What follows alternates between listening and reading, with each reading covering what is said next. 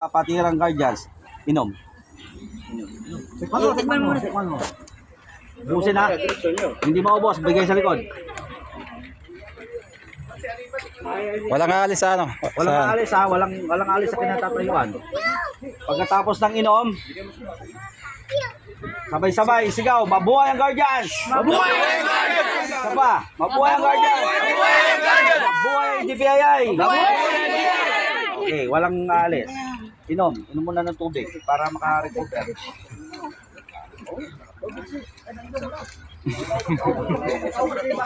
Ito po,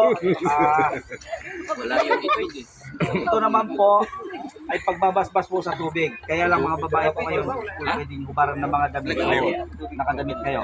Ito ay ginagawa bilang paghuhugas sa ating konsensya at budhi upang dito alisin natin ang dating mga ginagawang katiwalian at tuluyang tayo ay humarap sa ating bagong buhay. Salamat sa mga Panginoon Diyos.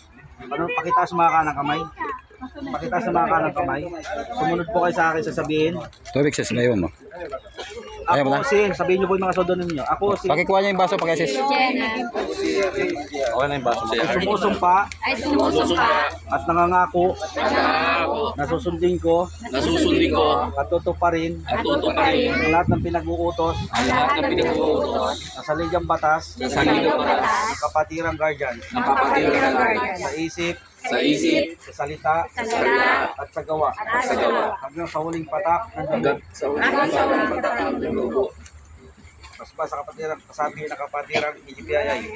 Sa bisa ng kapangyarihan na inata sa akin bilang PCGS or Prime Chief Global Supreme Charter National Founder ng Kapatirang Emancipation Guardians Progress International Incorporated or GPII, kayo ngayon ay hinahayag ko bilang isang tunay na kasapi at kikilalanin ng Kapatirang Emancipation Guardians Progress International Incorporated sa loob at sa labas ng ating bansa.